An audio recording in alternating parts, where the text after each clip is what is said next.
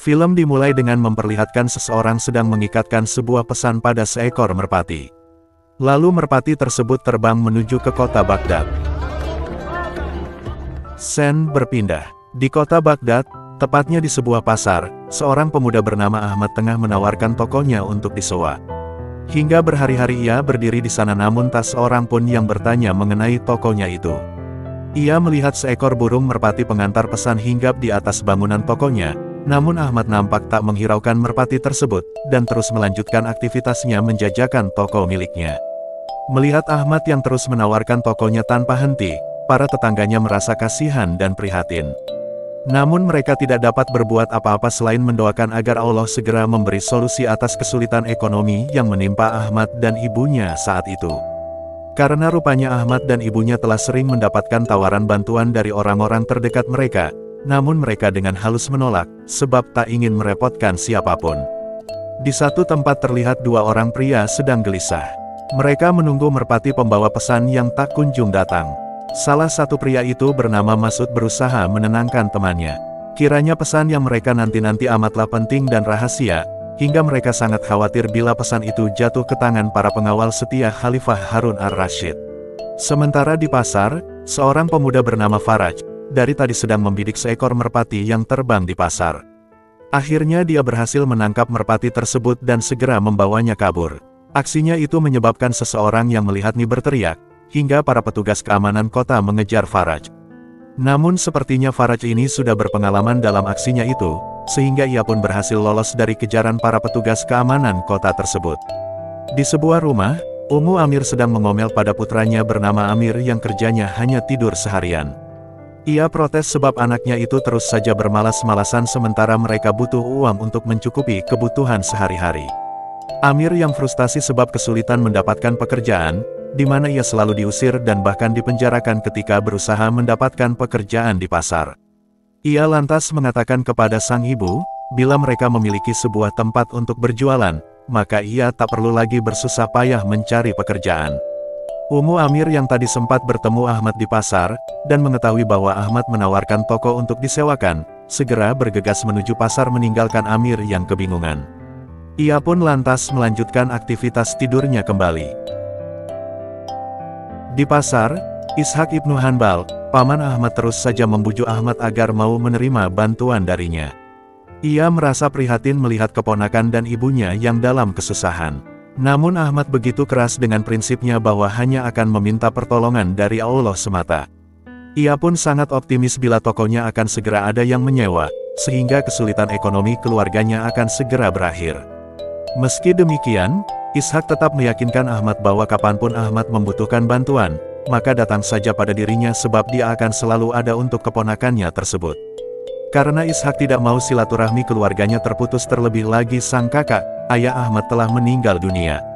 Sementara itu Faraj yang berhasil membawa kabur burung merpati pembawa kabar tadi berlari sembari memanggil ibunya. Dengan sumringah dia lalu mengabarkan pada sang ibu ia telah berhasil mendapatkan seekor merpati untuk mereka santap, meski tadinya sempat dikejar-kejar oleh petugas keamanan kota. Ibunya sangat senang, dan meminta agar anaknya segera menyiapkan peralatan memasak. Faraj kemudian membuang secarik kertas berisi pesan yang terikat pada kaki merpati. Kertas itu lalu terlempar pada seorang penyair yang tengah tertidur tidak jauh dari sana. Hingga akhirnya pesan itu sampailah pada sang penyair. Kembali ke pasar Baghdad, Ahmad masih saja menawarkan tokonya pada orang-orang yang berlalu lalang di tempat itu. Ummu Amir kemudian menghampirinya. Ia hendak bertemu dengan ibu Ahmad sebagai pemilik toko tersebut. Lalu Ahmad mengajaknya masuk untuk menemui ibunya. Sementara itu, di rumahnya Ummu Ahmad sedang berbincang bersama Ummu Khalid. Rupanya sebelum itu Ummu Ahmad sudah menawarkan tokonya kepada Ummu Khalid. Akan tetapi Ummu Khalid berkata bahwa pengrajin sajadah miliknya sedang tidak membutuhkan tempat saat itu. Sehingga ia dengan terpaksa menolak tawaran Ummu Ahmad. Ummu Ahmad terlihat kecewa dengan keputusan Ummu Khalid itu. Ia merasa khawatir bila tokonya tidak ada yang menyewa, maka Ahmad anaknya akan semakin sibuk bekerja mencari uang, dan itu akan membuatnya semakin lalai dalam menuntut ilmu.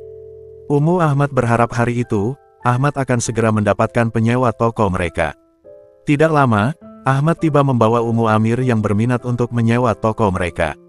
Sen berpindah ke sebuah ruangan. Tampak Mas'ud sedang menghadap kepala pasukan keamanan bernama Umar bin Ayham, dan mengabarkan bahwa merpati pembawa berita yang mereka tunggu kini menghilang. Umar sangat marah. Ia khawatir bila pesan penting pada merpati tersebut jatuh ke tangan pengawal istana dan sampai kepada Khalifah Harun ar-Rasyid. Bila itu terjadi bisa-bisa kepalanya akan dipenggal, dan seluruh komplotannya yang berkhianat pasti akan dibinasakan. Ia pun memerintahkan agar Mas'ud segera menemukan orang yang telah menangkap dan membawa lari merpati itu, serta membawa orang itu ke hadapannya. Saat Ishak sedang sibuk dengan pekerjaannya, ia melihat Ahmad sedang melewati depan tokonya menuju Halakoh Syaikh alias tempat ia belajar. Ishak sangat senang mengetahui Ahmad akan ke Halakoh Syaikh, itu artinya toko Ahmad kini sudah ada yang menyewa. Sehingga Ahmad bisa kembali ke Halakoh Syaikh untuk belajar. Namun tiba-tiba, mereka dikejutkan dengan seorang penyair yang dengan lantang membacakan sebuah syair di pasar. Orang-orang berkerumun mendengarkan syair itu. Mereka lantas memuji syair-syair tersebut yang terdengar indah. Namun setelah semuanya bubar, Ahmad berkata kepada Ishak, bahwa itu bukanlah sembarang syair, melainkan sebuah kalimat yang mengandung kode rahasia. Ishak terkejut mendengarnya. Ia bertanya kepada Ahmad, kode rahasia apa yang disampaikan oleh penyair tersebut. Ahmad menafsirkan syair itu bahwa akan ada seseorang yang penting yang akan menyerang istana melewati sungai Dajlah.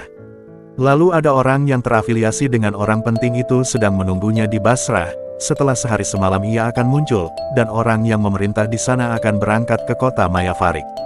Intinya syair itu menyiratkan bahwa adanya upaya pengkhianatan di tubuh istana. Menyadari akan adanya bahaya mengintai istana Harun ar-Rasyid dan juga rakyat, Ishak merasa khawatir. Ia lantas memikirkan bagaimana cara agar berita itu sampai kepada Khalifah Harun ar-Rasyid. Sen kembali ke sebuah rumah reot milik keluarga Faraj. Di sana tampak Faraj yang bosan dengan kehidupannya. Ia lantas menyampaikan keluhannya kepada sang ibu. Ia tidak ingin lagi hidup dalam kesusahan seperti ini, yang ia jalani semenjak ayahnya meninggal beberapa tahun lalu. Ummu Faraj hanya bisa membentak anaknya yang selalu mengeluh. Ia juga menyalahkan Faraj yang hanya bisa mencuri di pasar tanpa berusaha untuk mendapatkan pekerjaan yang lebih baik. Di sisi lain Faraj marah ketika sang ibu mengatakan bahwa mencuri adalah profesi Faraj. Ia berdalih bahwa mencuri bukanlah profesi baginya, tetapi ia lakukan lantaran terpaksa. Akhirnya perdebatan pun terjadi di antara mereka berdua, hingga berujung pada perginya Faraj dari rumah. Namun sebelum pergi, Faraj berkata kepada ibunya suatu saat ia akan buktikan bahwa ia akan menjadi lebih baik lagi ke depannya. Ahmad akhirnya tiba di Halakoh Syaikh. Ia bertemu temannya Ibnu Nuh, dan ia mengatakan bahwa pembelajaran hari itu telah selesai. Ahmad khawatir ia dikeluarkan dari Halakoh karena sering membolos akhir-akhir ini, akan tetapi Ibnu Nuh menenangkannya bahwa Syaikh mereka amat menyayangi murid pintar dan cerdas seperti Ahmad. Tentu dia tidak akan mengeluarkan Ahmad begitu saja. Seorang murid lainnya bernama Syuhaib menghampiri Ahmad dan mengejeknya dengan kata, "Tuan yang suka terlambat." Syuhaib ini nampaknya murid bandel dan suka membuli temannya di Halakoh. Ahmad menanggapinya dengan nada tidak suka. Meski begitu Syuhaib masih saja mencemoohnya, hingga menyebabkan mereka berdua hampir terlibat perkelahian. Namun dengan segera Ibnu Nuh melerai dan membawa Ahmad pergi. Di pasar, seorang pedagang dari Khurasan sedang menawarkan barang dagangannya kepada salah seorang pembeli. Negosiasi terjadi di antara mereka. Di belakang pedagang itu, kedua putrinya sedang menunggu. Merasa tidak sabar dan beranggapan negosiasi ayahnya akan berlangsung lama, sang adik yang bernama Syahnaz meminta kakaknya untuk meminta izin ayah mereka berkeliling di pasar. Sang kakak yang bernama Fauz itu pun setuju. Ia segera membujuk sang ayah agar memperbolehkan mereka pergi melihat-lihat pasar Baghdad yang megah.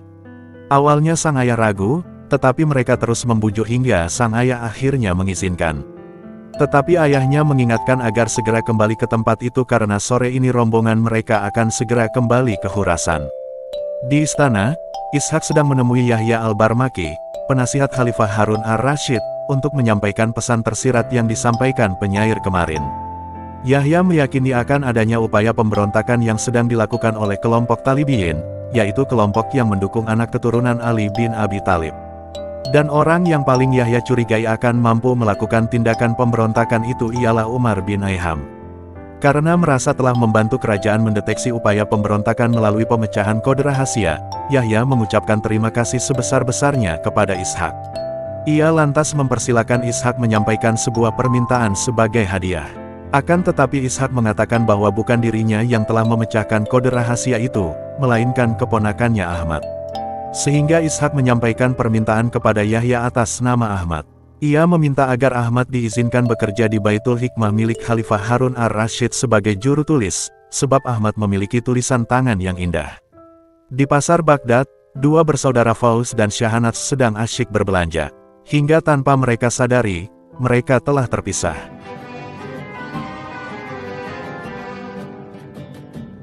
Fauz yang kehilangan adiknya segera mencari ke setiap sudut pasar.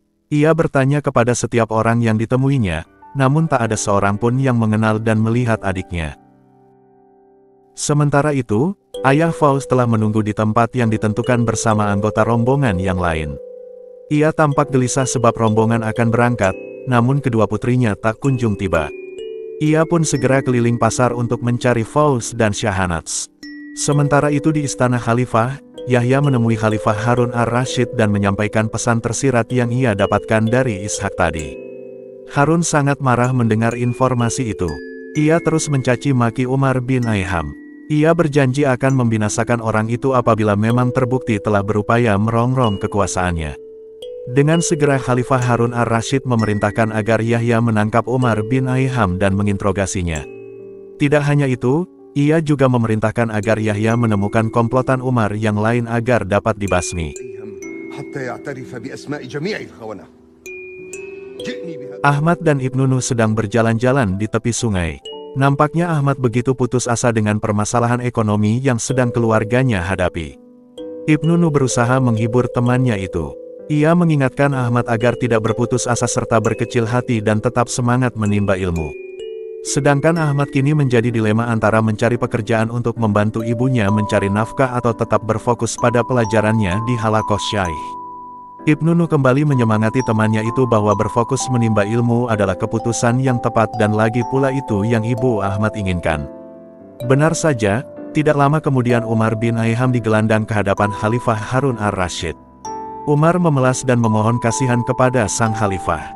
Namun tampaknya Khalifah Harun ar-Rasyid sedang berada dalam puncak kemarahannya. Ia mengatakan bahwa dulu saat Yahya at-Talibi pernah melakukan upaya pemberontakan, ia masih berusaha memaafkan sebab menghormati nasabnya. Diketahui kelompok Talibiyin dan Khalifah Harun merupakan sama-sama keturunan Bani Hashim. Nasab mereka bertemu dengan Abdul Muthalib, kakek Rasulullah SAW, di mana Talibiyah merupakan keturunan Ali bin Abi Thalib, dan Harun ar-Rasyid keturunan Abbas bin Abdul Muthalib. Dengan kemarahannya, Khalifah Harun ar-Rasyid memerintahkan agar Umar dibawa menghadap kadi kerajaan yang bernama Yusuf. Di sana Umar akan dihukum sesuai dengan peraturan yang berlaku bagi seorang pengkhianat. Namun sesaat akan dibawa, Umar memohon ampun sekali lagi kepada sang khalifah. Ia meminta agar Harun ar-Rasyid mau memaafkannya demi kekerabatan beliau dengan Rasulullah SAW. Mendengar nama Rasulullah disebutkan, Khalifah Harun ar-Rasyid terdiam, lalu beliau bersalawat kepada sang Nabi. Ia tampaknya menjadi lemah, dan kemarahannya pun padam seketika.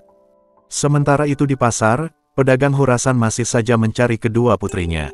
Hingga hari telah sore, dan rombongan sudah waktunya berangkat, ia masih belum kembali ke rombongannya karena belum berhasil menemukan kedua putrinya.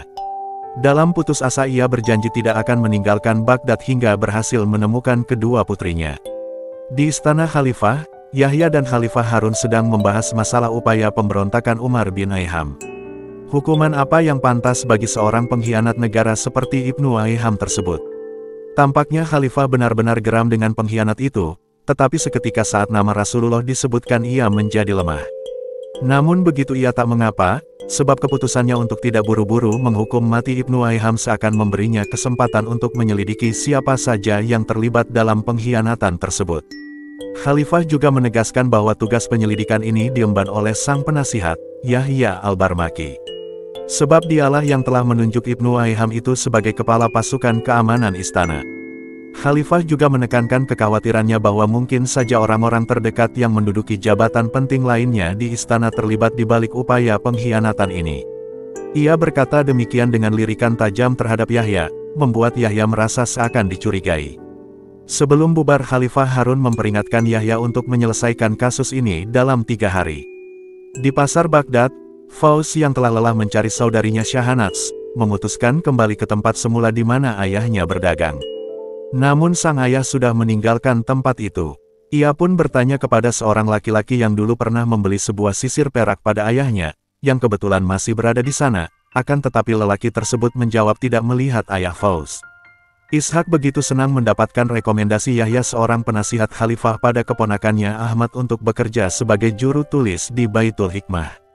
Dengan segera ia memberitahu Ahmad tentang hal itu. Ahmad senang karena mendapat kesempatan langka itu. Akan tetapi ia ragu sebab ia takut akan disibukkan dengan bekerja nantinya membuat dirinya lalai dari belajar. Namun Ishak meyakinkan bahwa masalah tersebut akan ada solusinya. Ahmad dapat mengatur jadwal sendiri antara belajar dan bekerja, sehingga ia menyarankan agar keponakannya itu tidak menyia-nyiakan kesempatan langka tersebut. Ahmad yang begitu taat pada keputusan sang ibu tidak terburu-buru membuat keputusan. Ia hendak membicarakannya terlebih dahulu dengan sang ibu. Kembali ke pasar Baghdad, Fauzi yang hampir putus asa, bertemu dengan seorang wanita. Ia bertanya apakah wanita itu melihat ayah dan saudarinya. Ia memberitahukan bahwa mereka telah terpisah tadi siang saat berjalan-jalan di pasar. Wanita tersebut menunjukkan raut wajah yang prihatin. Apalagi hari sudah sangat sore. Ia kasihan pada gadis asing itu sehingga ia pun menawarkan agar sang gadis menginap di rumahnya dan melanjutkan pencarian esok hari. Fauzi menolak, sebab ia masih ingin menemukan ayah dan adiknya. Namun karena wanita itu terus mendesak walaupun Fauzi menolak berkali-kali. Ia mengatakan bahwa suaminya akan membantu Fauzi mencari ayah dan saudari Fauzi esok hari. Akhirnya dalam kebingungan Fauzi menuruti wanita itu. Namun sayangnya, tampaknya wanita itu memiliki niat jahat padanya. Setibanya mereka di rumah wanita itu, Fauzi digiring ke sebuah kamar, dan ia pun dikunci di sana. Fauzi berusaha berteriak memohon agar dibebaskan. Namun wanita jahat itu tak menggubris. Kini Fauzi telah diculik dan tidak tahu nasibnya akan bagaimana. Di suatu tempat Shahanaz yang putus asa karena belum menemukan ayah dan kakaknya sedang menangis di depan sebuah toko. Ia tak tahu lagi harus mencari kemana, sebab hari sudah semakin sore dan ia pun orang asing yang tidak biasa dengan tempat-tempat di pasar Baghdad itu. Tiba-tiba sang pemilik toko yang bernama Khalid keluar dan menemukan Shahanaz yang bersusah hati. Ia merasa iba dengan kisah Shahanaz dan berniat membantu gadis itu. Ia pun menawarkan rumahnya sebagai tempat menginap Shahanaz malam itu, dan berjanji akan membantu gadis itu mencari ayah dan saudarinya esok hari. Di rumahnya, Ummu Ahmad melihat putranya yang terus melamun seharian. Ia pun menginterogasi Ahmad dan meminta agar menjelaskan sesuatu yang membebani pikiran anaknya itu. Ahmad berkata bahwa ia tak ingin membebani sang ibu, dan ia mengatakan bahwa apa yang sedang dia pikirkan saat itu bukanlah sesuatu yang penting. Ummu Ahmad terus mendesak, hingga dengan terpaksa Ahmad menyampaikan kepada sang ibu mengenai tawaran bekerja di Baitul Hikmah sebagai juru tulis.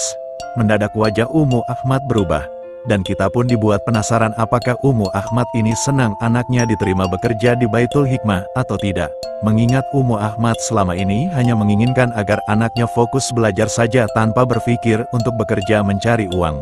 Saksikan kelanjutan kisahnya di episode selanjutnya ya Besti. See you.